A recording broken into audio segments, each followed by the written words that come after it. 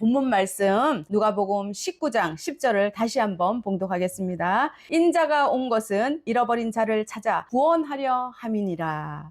오늘 저는 예수님의 사랑 신기하고 놀라워 라는 제목으로 여러분과 함께 은혜를 나누고자 합니다. 오늘 본문은 누가복음 19장 1절부터 10절을 배경으로 삭개오 아시죠? 네. 다 아시는구나. 집사님 다 아시죠? 삭개오 이야기가 전개됩니다. 예수님 시대는 로마 제국의 지배 아래에 있었습니다. 그런 시기였습니다. 유대인들은 메시아를 기다렸습니다.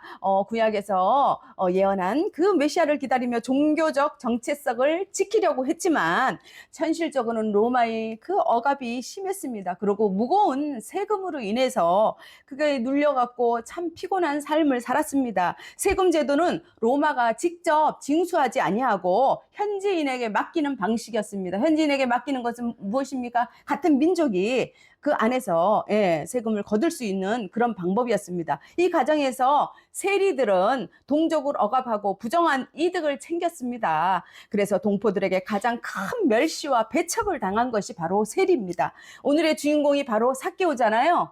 그 삭개오가 세리입니다. 유대 사회는 세리, 죄인, 그 다음에 창기, 유대인 외에 이방인 같은 부류는 공동체에서 배제를 했습니다. 지금은 우리는 예수님이 오시고 모두가 함께 그저 이렇게 예배를 드리지만 그때 당시에는 그랬습니다. 그래서 회당과 성전에서도 철저히 소외가 되었습니다. 그런데 여리고성으로 가겠습니다. 여리고성에 사람들이 막 다 모여서 북적북적했습니다. 평소 장터보다도 훨씬 더 많은 사람들이 거리로 몰려 나왔습니다. 이유는 예수님이 여리고를 지나가신다는 소문이 있기 때문입니다. 왜 그렇게 사람들이 예수님을 보려고 모였을까요? 사람들이 몰려와서 보려고 한 것은요, 인산인해를 이루었던 것은요, 사람들의 호기심, 또 예수님을 향한 존경심, 기대, 그리고 그 당시에 예수님에 대해서 소문났잖아요. 그래서 기적과 그 가르침 때문이었습니다. 예수님께서 이 땅에 오셔서 무엇을 하셨습니까? 한번 생각나는 대로 말씀해 보셔요. 병든 자를 고치셨습니다. 네, 역시 훌륭하십니다. 또 다 아시죠? 예수님께서는요, 하나님 나라의 복음이죠. 그리고 율법의 참뜻, 회개와 용서, 사랑, 그리고 제자의 삶을 가르치셨어요. 가르치시고, 그 다음에 그 가르치는 걸 티칭이라 하죠. 그 다음에 프리칭. 어떻게 했냐면 복음을 선포하셨습니다. 그리고 힐링, 치료하셨습니다. 병든 자를 보시면 고쳐주셨습니다. 이 세 가지가 예수님께서 이 땅에 오셔서 하신 사역입니다. 사람들은 앞다퉈서 길가에 가서 예수님을 보려고 자리를 막 잡았습니다. 아이들은요, 아버지의 어깨를 막 올라타고 어른들은 서로 밀치면서 좋은 자리를 차지하려고 안간힘을 썼습니다. 지금으로 말하자면은 예수님께서 그 당시 아이돌 아시죠? 아이돌만큼이나 인기가 많았던 것 같습니다. 장터의 상인들도 농부도 장정들도 또 병자와 거지들까지도 다 나왔습니다. 그 무리 속에 누가 있었어요? 삭개오가 있었습니다. 그리고 삭개오는요, 돈이 많은 사람이었습니다. 세리장이었고요. 그 다음에 뭐 권세도 있었겠죠. 권력이 있었죠. 돈이 있으니까. 그러나 사람들이 그를 바라보는 시선은요, 눈빛은 차갑고 냉랭했습니다. 어우, 저 배신자 같은 인간. 어우, 저 사람은 로마의 개야, 개. 아우, 그러게요. 우리 피 같은 세금을 뜯어서 자기가 챙기다니, 자기 배를 불리다니. 아우, 정말 못된 인간이에요. 삭개오는 그런 수군거림에 익숙했습니다. 그는 돈은 많았지만요, 어떻게 해요? 이웃도 없고 친구도 없고 인정받는 것은 이미 포기해버린 사람이었습니다. 아무도 그와 밥을 먹으려고 하지도 않았습니다. 부자였지만 혼자였습니다. 혼자 앉아서 생각하고 외로웠겠지요. 그런 삭개오의 마음에도 갈망이 있었습니다. 무슨 갈망이었을까요? 그런 사람이 무슨 갈망이 있었을까요? 예수님, 나도 예수님을 보고 싶다. 예수님은 어떤 분일까? 예수님의 모습을 한 번이라도 보고 싶어. 야, 삭개오의 마음에도 그런 마음이 있었네요. 그러나 문제가 있었습니다. 삭개오는요, 키가 너무 작았습니다. 여러분, 키가 작잖아요. 키가 크신 분들 모르시죠? 키가 작으면 불편한 것이 많습니다. 이미 사람들은 빽빽하게 길가를 메우고 있었고요. 그 틈새로 발끝을 아무리 들어갔고 예수님을 보려고 해도 볼 수가 없었습니다. 사람들이 그를 앞자리에 세워줄 리도 없었습니다. 오히려 삭개오를 밀쳐가면서 욕설을 퍼부었습니다. 비켜! 아니 뭔데 감히 이 자리에 와? 네 같은 사람이 왜 여기로 오는 거야? 그러나 삭개오는 포기하지 않았습니다. 여러분, 이것이 중요합니다. 뭐가 중요해요? 이야, 네, 그 어려운 것을 다 맞추시고 예수님을 만나는 것에는 삭개오처럼 포기하면 안 됩니다. 믿습니까? 그는 재빨리 생각했습니다. 와, 기발한 아이디어가 생겼어. 와, 그래, 저기 뽕나무가 있지? 내가 그곳에 올라가면은 예수님을 볼 수 있을 거야. 그래, 힘내자. 하자. 자기 혼자서 막 힘이 났습니다. 그러고는 그는 사람들의 시선을 아랑곳도 안 했습니다. 허겁지겁 막 뛰어가고요. 막 뽕나무에 막 올라가는 거예요. 자, 체면이 무슨 소용이 있습니까? 예수님을 만나는데 그의 마음에는 오직 예수님을 만난다는 갈망이 있었던 것입니다. 삭개오는 막 기어서 나무로 올라가니까 사람들이 그것을 쳐다봤습니다. 저 꼴 좀 봐. 세리장이가 나무 타기를 하다니 정말 기가 막히고 웃기다. 사람들이 비웃었습니다. 그렇지만 삭개오는 중간에 그만뒀어요. 아랑곳하지 않고 올라갔습니다. 드디어 예수님께서 그 길을 지나가셨습니다. 무리들이 몰려서 와, 예수님이다. 예수님이야. 좋아라. 하고 환호를 했습니다. 삭개오는 작은 목소리로 말했습니다. 저분이 예수님이구나. 진짜 예수님이네. 그 순간 예수님이 걸음을 멈추셨습니다. 그리고 고개를 들어서 나무 위에 있는 삭개오를 바라보셨습니다. 그러고는요, 여러분, 삭개오는 어땠을까요? 마음이 숨이 멈추는 것 같았습니다. 멎는 것 같았습니다. 그런데 예수님의 입술에서 들려온 말씀은 더 놀라웠습니다. 삭개오야, 속히 내려오너라. 내가 오늘 너의 집에 머무르겠다. 와, 정말 놀랍지 않습니까? 삭개오는 눈이 희둥그레졌습니다.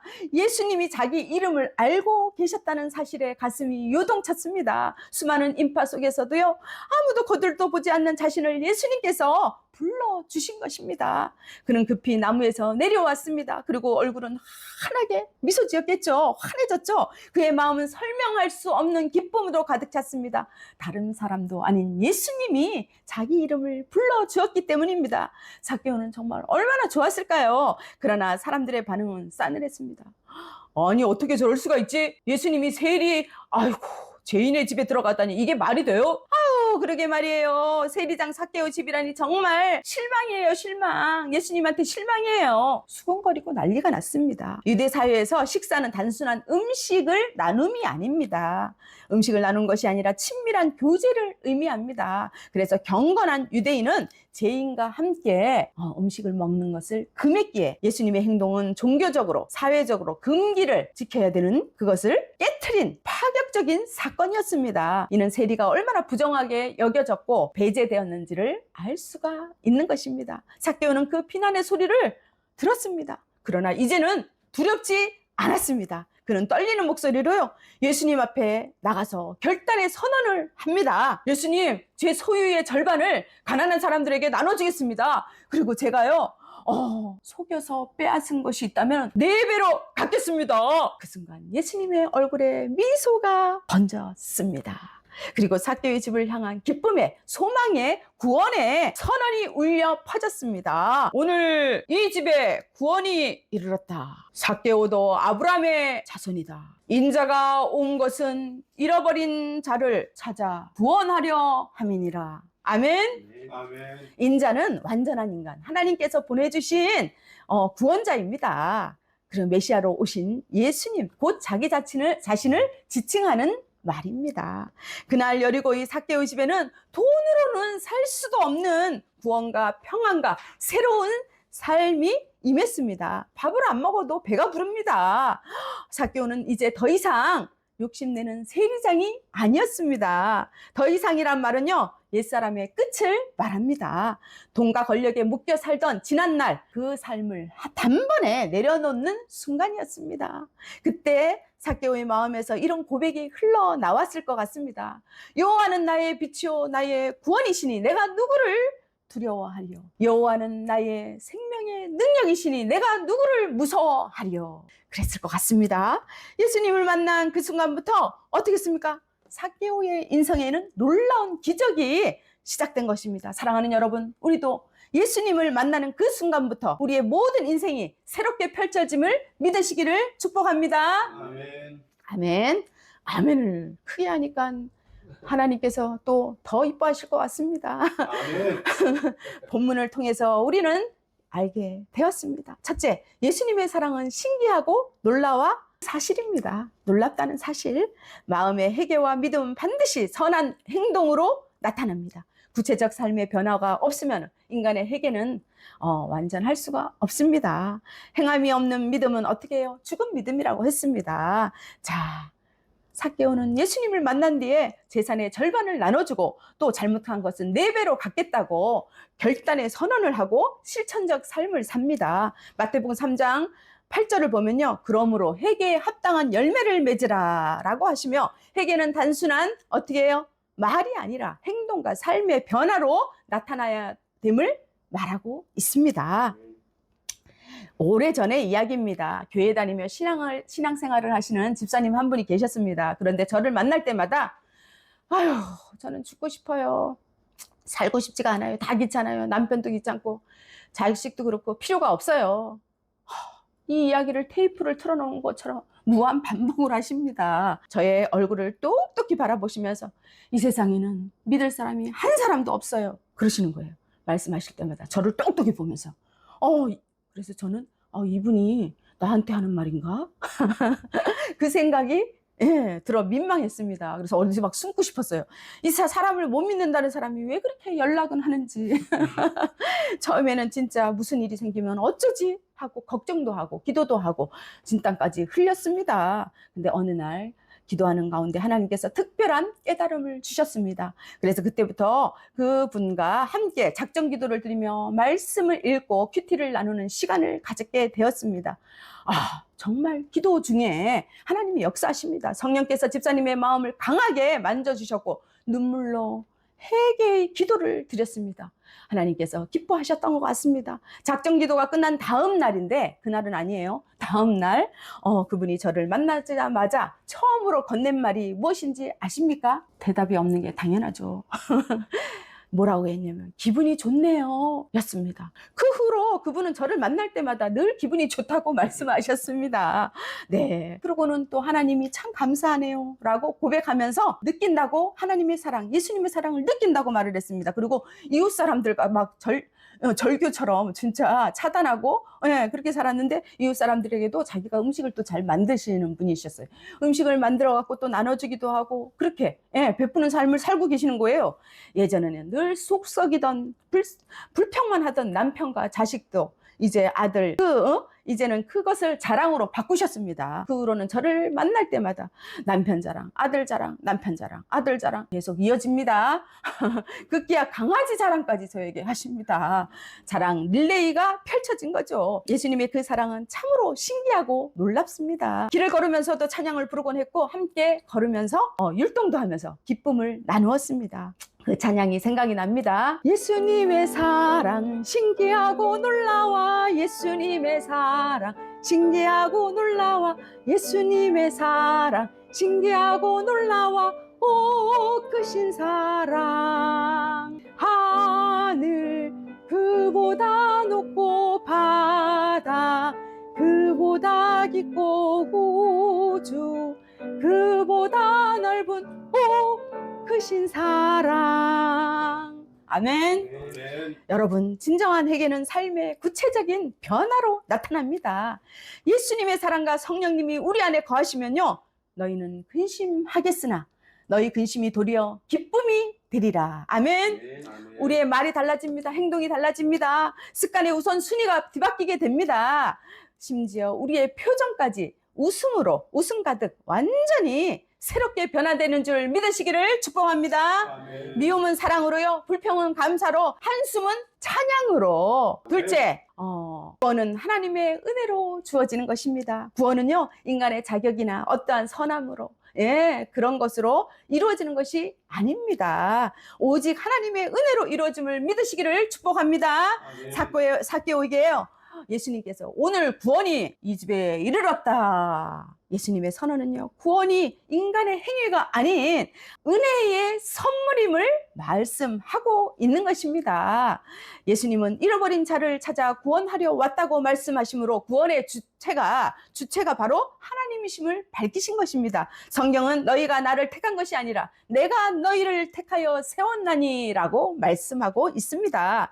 하나님의 주권적인 은혜이며 그 은혜는 대가 없이 주는 뭐예요? 선물입니다. 네, 맞습니다. 우리를 살리시고 영원한 생명을 주시기 위해서 예수님은 인간의 몸으로 오셨습니다. 이것이 바로 성육신이라고 합니다. 인카네이션이라고 합니다.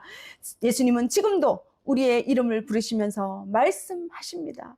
내가 지금 내 삶 속으로 들어가 너와 함께 하겠다. 아멘. 아멘. 삭개오처럼 주님께 막 달려가야 합니다. 무슨 체면이 있습니까? 다윗이 하나님의 언약궤를 옮길 때 어떻게 했습니까? 막 춤을 췄잖아요. 너무 좋아서 우리는 모두가 어린아이가 되어야 합니다. 예수님 앞에서 마치 어린아이처럼 그때 구원의 은혜가 임하는 줄 믿습니다. 아멘. 셋째, 예수님은 상처 입은 영혼을 붙드시고 회복시키십니다. 수고하고 무거운 짐진 자들아 다 내게로 오라. 내가 너희를 쉬게 하리라.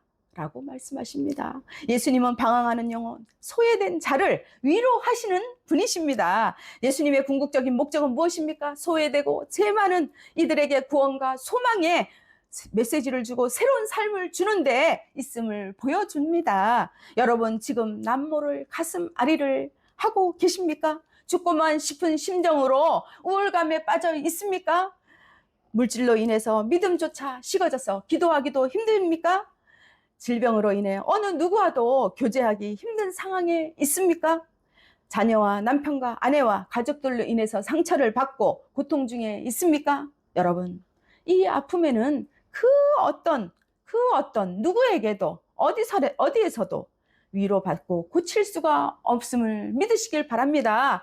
오직 주님이 내게 오시면 참된 평안을 얻는 줄 믿으시기를 바랍니다. 아멘. 여러분에게 문제 해결의 은혜가 임할 줄 믿습니다. 아멘. 이제 저희의 시집 위로의 창에 수록된 주님 내게 오시면을 낭독하며 오늘 설교를 마무리하려고 합니다. 그 뜻을 잘 생각하시면서 은혜 받으시길 바랍니다. 주님 내게 오시면 이 세상 그 무엇도 가치의 척도가 아닙니다. 이 땅의 그 누구도 만족의 대상이 아닙니다. 순간의 기쁨, 순간의 행복이기 때문입니다. 주님 내게 오시면 나는 부유한 자입니다. 주님은 생명이기 때문입니다. 그때부터 나는 모든 것을 가진 자입니다. 주님 내게 오시면 여러분 오직 주님밖에 없습니다. 기도하시겠습니다. 하나님 아버지, 오늘 말씀을 통해서 삭개오처럼 주님을 간절히 찾는 마음을 배우게 하시니 감사합니다. 주님 내게 오시면 내 삶이 변화되고 참된 기쁨과 만족을 누리게 됨을 믿습니다. 날마다 숨쉬는 순간마다 주님의 이름을 부르며 찬양하며 감사하는 인생이 되게 도와주시옵소서. 살아계신 예수 그리스도 이름으로 기도합니다. 아멘.